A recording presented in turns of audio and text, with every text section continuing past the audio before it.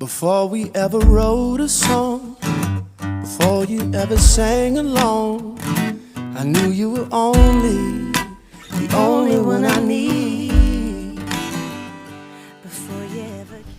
Hi guys, I'm really excited to do this video today. I've really been wanting to share this news for a long time, but of course I wanted to wait until I was through my first trimester and I had told all of the people closest to me, like my friends and family. So I'm now just finishing my 12th week of pregnancy. So tomorrow will be 13 weeks and the beginning of my second trimester. I am going to just, I guess, like answer some questions that I would probably have for someone else that is pregnant that has an ostomy. First I'll go through a little summary of my health history in case you're new to my channel. My name is Danielle. I am 30 years old and I was diagnosed with ulcerative colitis when I was 20. So for about a decade of my life, I've been dealing with this chronic disease that does affect fertility sometimes. Just over the years, I've had all kinds of, basically every medication that you can imagine for ulcerative colitis, and some of those my doctors have told me will affect fertility. I unfortunately had to have my colon removed in 2017, so I was 26 at the time. I was just about to turn 27. So at that point, like once I started having surgeries, I ended up having 4 abdominal surgeries. And I had also been told that every time you have a major abdominal surgery, this will decrease your chances of fertility. So the numbers that I've heard for that have really varied pretty widely. I've heard, like, from the most extreme, I've heard every time you have abdominal surgery, you're cutting your chance of fertility down 50%, to like, no, it's more like 10% every time. But still, after 4 abdominal surgeries, I was like, oh my gosh, like I'm never going to be able to conceive naturally. So I met my husband after I was diagnosed with my disease, and he's always been very supportive. I pretty much have been honest with him from the very beginning of our relationship about how my disease might potentially affect my fertility, and he's always just been so supportive. He's basically always said from the beginning, like, adoption is something he is definitely interested in. And actually, even though I'm pregnant, I was able to get pregnant very easily, actually. That's something that we would still consider. So we've talked about adoption, we've talked about IVF. Like, we had to have those conversations, I feel like, way earlier in our relationship than most people probably do, because it was just something that I had always had to think about, that I might have trouble getting pregnant. So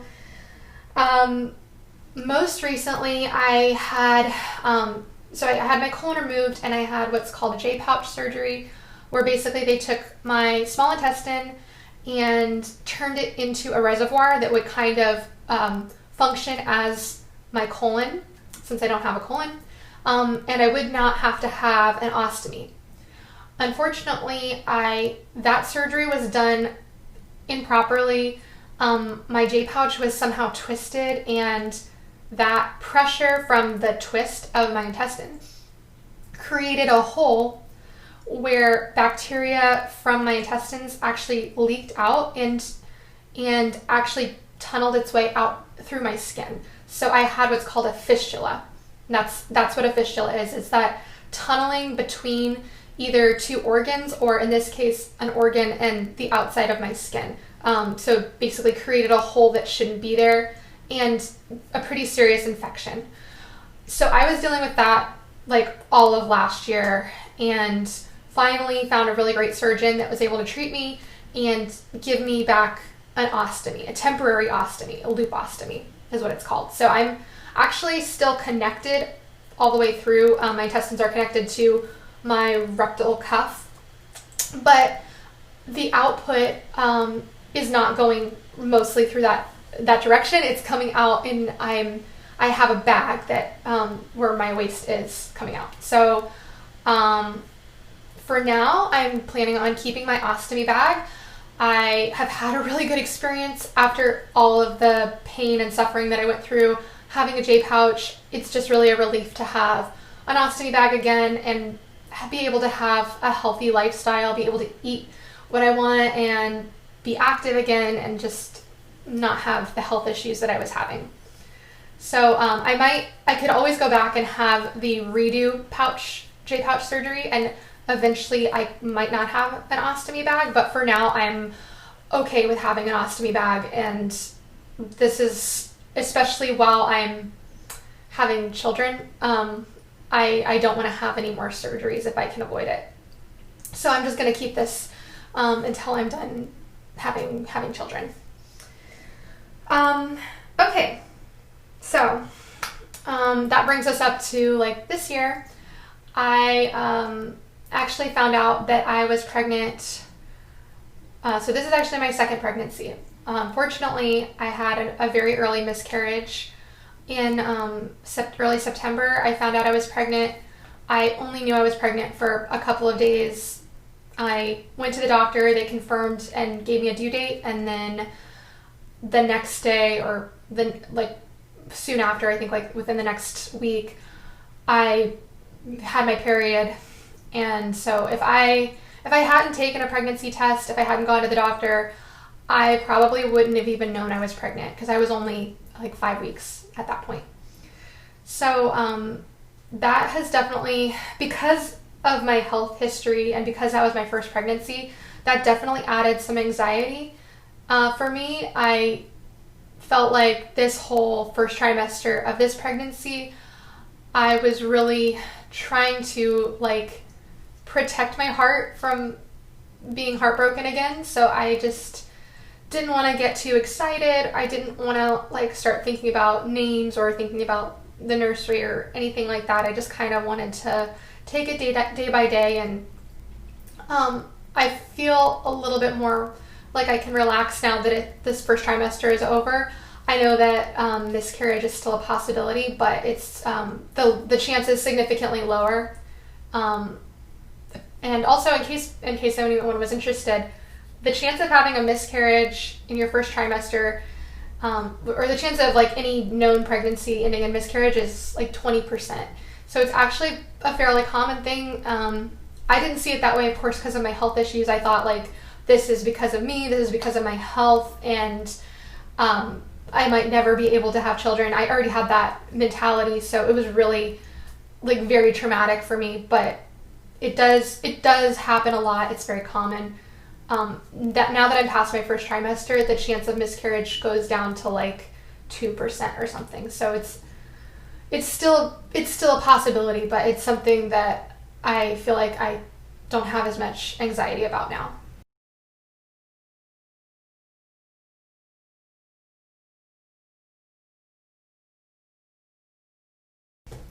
So after having a chemical pregnancy, was kind of a surprise for us. We weren't really trying at that point, but we decided that we were going to like start the process of planning to start trying.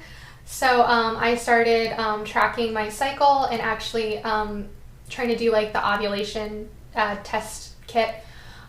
We were planning on just like starting the process, and we were going to start like really trying in January, so this month of this year. And again, like I think both of us had always had it in our minds, like it would be difficult to conceive because of my health history. So we just figured like it was going to be something like, okay, we'll start the process now. We'll start like tracking my cycle, and then after like a couple months of tracking, we'll start like really trying. But I actually got pregnant like right when we just were tracking my cycle. So I found out I was pregnant again November 2nd, which was like really, it was kind of a shock, but was really like just so amazing. And I just felt so fortunate that I was able to conceive so easily after just like years of thinking I might never be able to have children. I really can't like convey how amazing that was. So we were really pleasantly surprised. The way that I kind of knew to take a pregnancy test was my period was late, my boobs were really sore, and I kind of just had like deja vu because I'd had that earlier pregnancy. I just felt like, I kind of feel like I did the first time that I was pregnant. So I'm just going to take a test just in case. But I was really surprised to see that it said positive.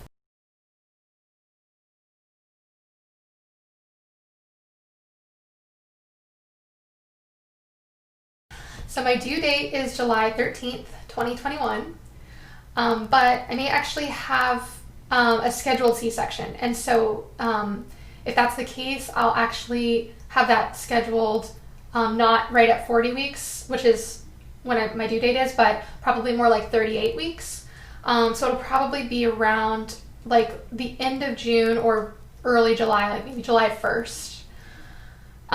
So I actually, my surgeon was the one that recommended that I have a C-section, but now I'm seeing this obstetrician who is recommending that I don't have a C-section. He says that because of all my scar tissue, it doesn't really make sense for me to have another unnecessary surgery. Like if it can be avoided, he wouldn't recommend a C-section. He also didn't think that it would really be an issue with me having an ostomy to have a vaginal delivery. Now, I do really, really trust my surgeon's opinion, so I'm going to have a consultation with him later this month and see kind of in more detail why he would recommend a C-section and have him put that in writing so I can share that with my obstetrician. If it turns out that it's really kind of like not that big of a deal, I would opt for a vaginal delivery. I don't want to have a C-section if I can avoid it, but obviously my first priority is the health of the baby, getting the baby out safely, and my own health as well. So if it just comes down to like it's not safe for me to have a vaginal delivery, then that's fine. I accept that completely. I'm a little bit nervous about how my ostomy might like be moved around and stretch with the baby, because I'm just picturing like, okay, my ostomy's here and it's kind of connected down here and the baby's right here. So if the baby is getting bigger, isn't it gonna like pull, I don't know, pull the intestine? Like how is that gonna work? Is it gonna stretch or is it gonna like pull it inward? I don't know. And I have heard that ostomies can kind of get like inverted when you're pregnant. I'm not like big enough to have experienced that yet. It's something that I'm just like a little bit worried about. It's just an unknown for me. I'm not sure how it's gonna be affected. So that's just something I'm nervous about. But again, doctors haven't really said anything about that being a big deal. They haven't like said they were concerned about that. So it might just be me thinking it's a bigger deal than it is. Okay, so another issue I have with my ostomy, I actually had to change brands already. And I've heard some people have to change brands or change their bag type because, like I said, the ostomy can kind of be pulled inward. So you might need a convex bag instead of like a flat phalange. So I'd heard about that, and I heard that your ostomy can change sizes during pregnancy and can actually get bigger. But one thing I didn't know about or didn't even think about is like the adhesive. So this is the brand that I was using before. This is a Coloplast. I started experiencing like pretty early on in my pregnancy, my skin just started really breaking out, and it seemed like this bag wasn't sticking anymore to my skin. And it took me a while to realize what was happening. I just wasn't thinking about it, and unfortunately it got like really bad. I had a really bad rash. My skin was like raw and just like it was almost like all of this skin had completely rubbed off the first layer of skin. It was really, really bad. I finally was like, okay, I don't know what's going on. And I looked it up, and apparently it's pretty common for your skin when you're pregnant to like get more oily or something, and something about your pregnancy hormones can actually make these bags not stick as well. So I ended up switching to Hollister.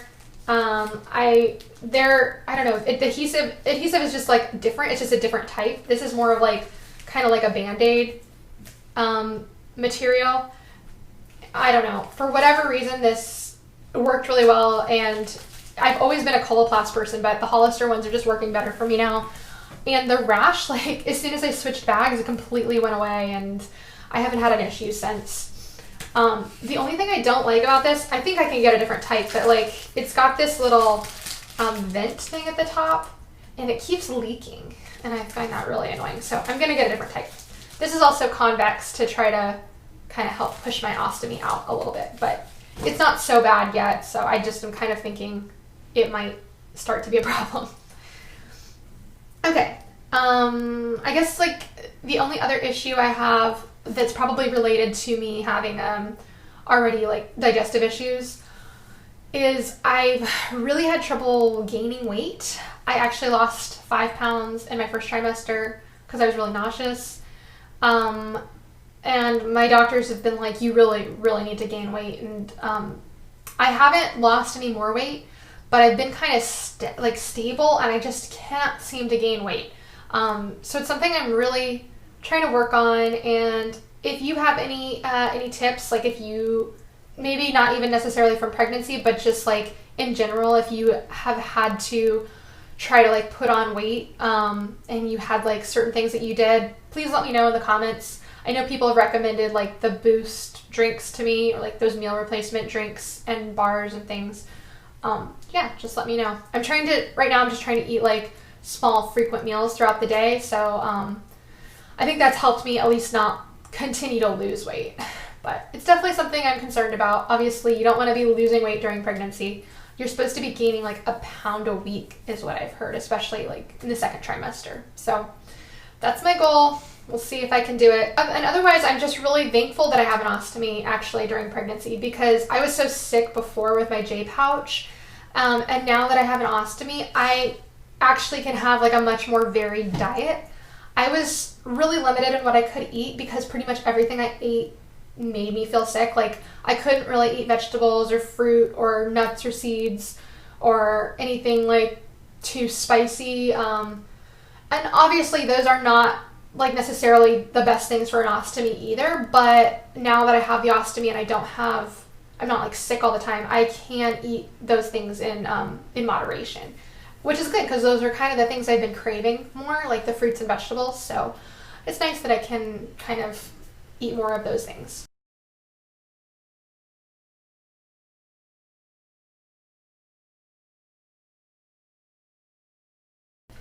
The main symptoms that I've had have just been nausea. I've been really nauseous this whole trimester. Throwing up and just, it's just been terrible. I'm just sick all the time. I'm also just really tired. It's been really hard because like the first trimester you can't tell anybody yet. Like I haven't told anybody at work, and a lot of times I just want to take the day off because I feel so sick and tired, and I can't because I don't want to tell, like, I don't know, I can't tell them why I'm not feeling well, and anyway, it's just been kind of hard to focus. The other symptom that I had is just like my boobs being really sore and getting really big. And I guess I maybe have like a shorter fuse, and I get more easily annoyed, and that unfortunately I might take things out on my husband. So sorry, honey. He's been very very supportive, but I know I've been a little bit like snappier with him than I normally am. I also have like a lot of food aversions, so it kind of goes back and like ties in with nausea, but I really can't stand the smell of cooking meat, like especially cooking hamburger is so disgusting to me. My husband made like a meatloaf the other day, and I had to stay upstairs. Like I couldn't even go down into the kitchen because it just smelled so horrible. So that's another like unfortunate thing he has to deal with. My husband's actually like a really amazing cook, and normally I love everything that he makes, but it's been a struggle because I've just been like a really picky eater, and like, yeah, things that he's cooked that I normally would love, I just haven't been able to eat. So I think it's just because I kind of have like more of a meat aversion, so I tend to just gravitate towards like really light things and salads and fruits and stuff.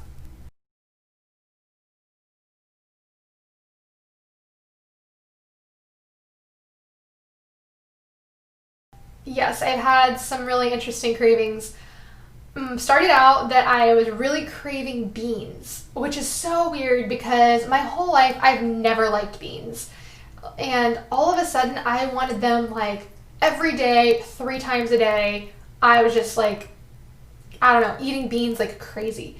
I guess it's good because since I have had more of an aversion to meat, beans do have a lot of protein. And I think they're like a really good source of iron and B12 maybe.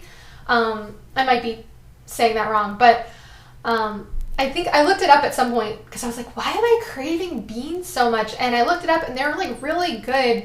They have a lot of nutritional benefits that I happen to, in that point in my pregnancy, really need. So I do feel like, my body is really good about telling me when I need something. I've noticed that with like all of my food cravings. It's always something that kind of lines up with a nutrient that I need at that time. So other cravings, I've had a lot of cravings for fruit and like really specific fruit, like grapefruit and kiwi. So kiwi I looked up and it's like the highest source of potassium. People think it's bananas, but it's kiwi. Kiwi has the highest source of potassium. So I was like, maybe I need potassium right now. Tomatoes, I've really been craving tomatoes. And tomatoes are something that I was just like, meh, not like really into before, but now they're just like my favorite snack. I really love those little Zima tomatoes. They're my favorite. So I've just been having a lot of tomatoes and salad and vegetables and fruit. And milk. I go through like a gallon of milk a week or something crazy. And I was never someone that drank milk really either. I mean, maybe I'd have a little bit in my coffee, but even then I would probably have like soy milk or oat milk or something. I've been drinking whole fat milk because a lot of times if I'm nauseous and I can't eat anything at all, like I can't have anything solid, I just don't even want to think about eating, I can still have a glass of milk. And normally that'll make me feel better because it's like something in my stomach.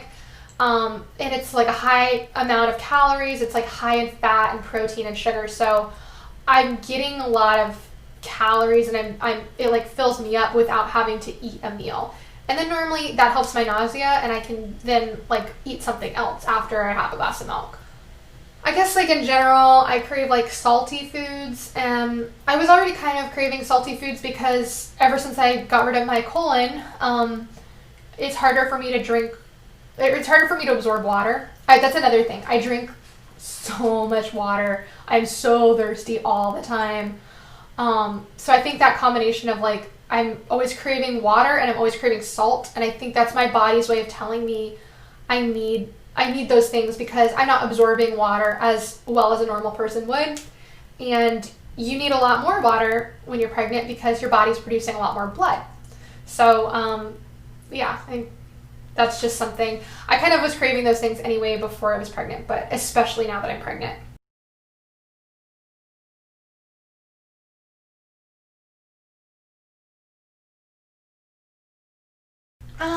I think I mentioned my boobs were like the first ones to start showing.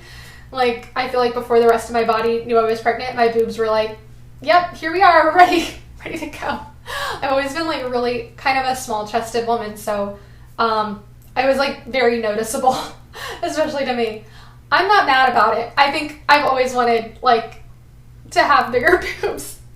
So it's kind of fun. And now I'm finally starting to have a little bit of a bump. It's not like I don't think very noticeable to anybody else, but I have always had like a really flat stomach. So to me, it's very noticeable that I have like this little bump now. I think my hair and my nails are definitely, I don't know, they seem healthier. Like my hair looks a lot shinier and thicker. and I don't know, I've had like trouble like losing my hair in the past, I think because of my illness and my maybe like lack of nutrition. So it's kind of nice having like thick shiny hair. So early on in my pregnancy, I had like really bad acne. What I consider really bad. It was probably like one pimple here and like one pimple here. But I've never had acne. I mean, I think maybe I had it for about 5 minutes when I was a teenager. Like when I was 13, I had a couple pimples and then I never got them again. I've just always been blessed with really clear skin. So that was like kind of weird. I think just the hormones. And eczema. Okay, so I do have dry skin. Probably that's the reason I don't really get acne. But I had the worst eczema on my hands and my wrists. It was like totally broken out and a horrible rash. I did have eczema a little bit when I was a kid. And I've heard that the hormones in pregnancy can kind of bring that back, or can sometimes give people eczema for the first time. So I got this Stuff Eczema honey. They're not like sponsoring me or anything, but I just really found them to be kind of like a miracle product for eczema. I had been trying a lot of like lotions and stuff, and it just like nothing really worked. Like things would kind of make my skin less dry and kind of keep it from getting worse, but this actually this healed it. Like overnight I put this on my wrists and it went away. So again, they're not like paying me or anything. Nobody pays me. I'm not famous on YouTube, so I don't get money for these videos. But I just really like this product. And I know a lot of people with autoimmune diseases can have multiple autoimmune diseases, so if you're someone with eczema, I definitely recommend this product.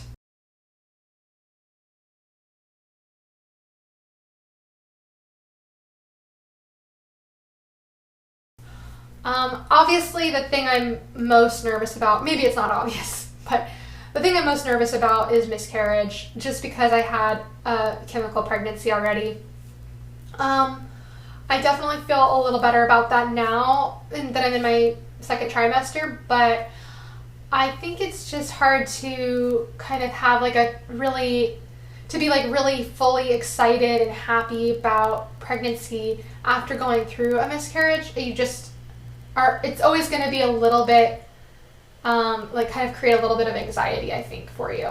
Maybe just me, but that's just how I feel about it. It's hard for me to be just like totally relaxed, because in the back of my mind, I'm afraid of losing this baby.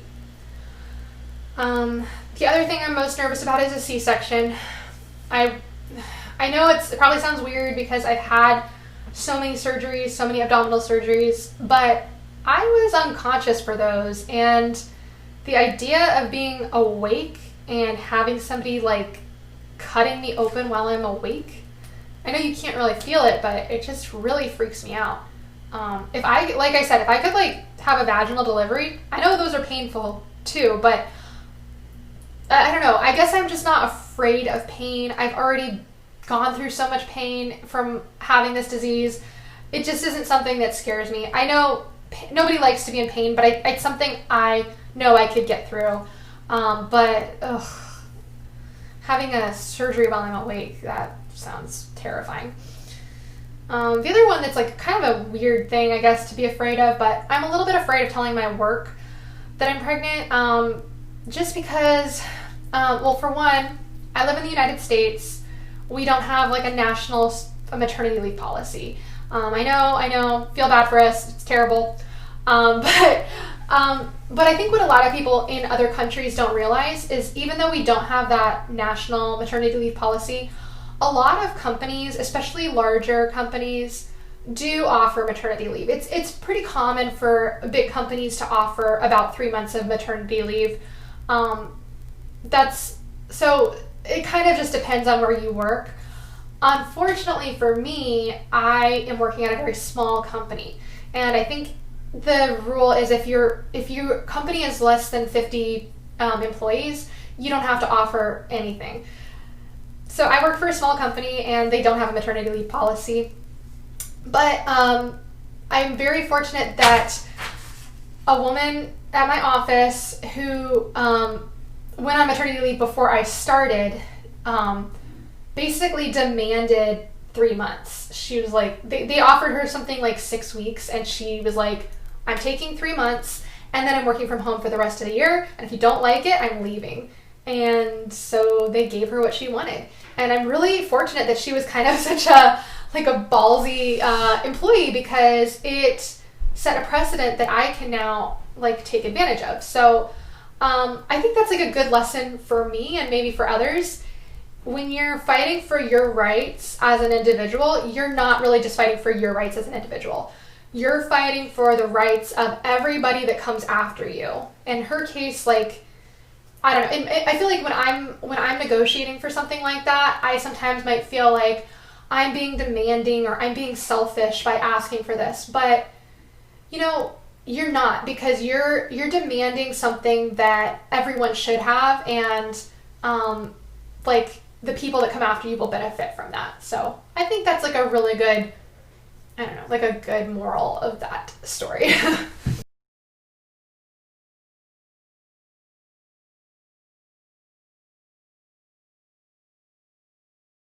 Okay, so what I'm excited about, I originally wrote down, I was excited to know the gender, but we actually already found out the gender.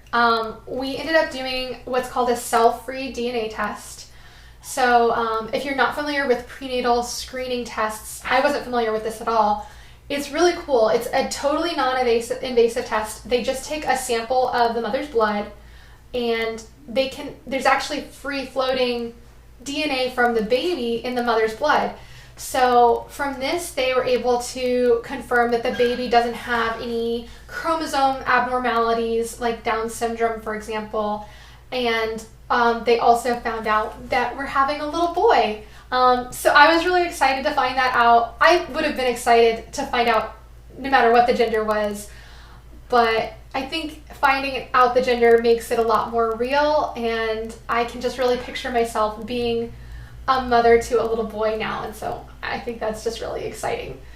Yeah, so that was probably what I was most excited about. But now I'm really looking forward to feeling the baby kick and seeing the baby kick, because I know sometimes you can see it through your stomach.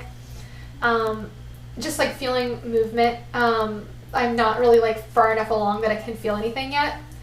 We did see on the ultrasound the baby was like really like jumping around. My husband said he looked like a little jumping bean. So yeah, that was like kind of fun to see, and I'm just like, oh man, this kid is going to be kicking me a lot, because he was just like waving his little arms and kicking his little feet. I'm also looking forward to like looking more pregnant. I want people to actually know that I'm pregnant and not just think that I'm getting a little chunky around the midsection. And I'm excited to decorate the nursery. We already kind of picked out like a theme that we want. We want like a national park theme, so we got some posters, and we painted one of the walls like a pretty green color. It's like Jack Pine by Benjamin Moore. And then the other wall we're going to do like a mountain mural. So it's just going to be fun to decorate like a little baby room. And of course I'm excited to finally meet the little guy. So I know that seems like it's so far away, 6 months, but it also feels like it's going to be here any day.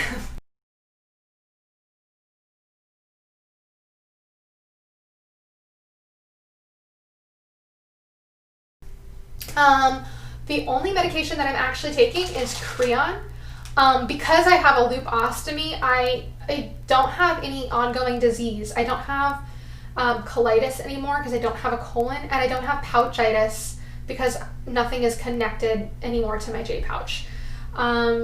So yeah, I take this. It's just like it's a digestive enzyme for pancreatic insufficiency, which is another thing that I have. So I take that, but that's the only medication that I take.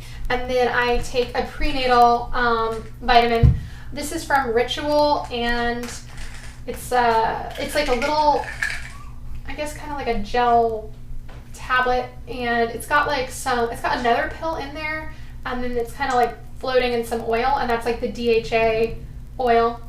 I was taking another prenatal vitamin that was like a gummy vitamin, but I also needed the DHA. It's like normally comes from fish oil or something. This one's actually vegan, so I think it comes from seaweed. So I tried taking like a DHA oil, like one that you just put on a spoon and drink, and when you're already nauseous, that doesn't help. And you have like the fish burps. So anyway, I'm really happy I switched to this, and I feel like it's really good for like if you're kind of nauseous. I haven't had a problem with it. Like, it breaks down really quickly, so I haven't had a problem with it. Like, I haven't seen pills coming out of my ostomy or anything like that. All right, well, if you have any questions for me or any advice, this is my first time, well, technically my second time being pregnant, but my first time making it this far into a pregnancy. So if you have any advice for me, please leave it in the comments below. If you're pregnant right now, I would love to hear from you. I know like so many people are pregnant right now because I guess like the quarantine, everybody got pregnant during the quarantine. So yeah, I hope that 2021 is a great year. I think it will be for us no matter what. But it would be great if the quarantine could end before this baby is born. So anyway, that's all I have for today. I will do another video at the end of my second trimester. So happy New Year to everyone. Thank you for watching, and I will see you next time. Before we ever wrote a song, before you ever sang along, I knew you were only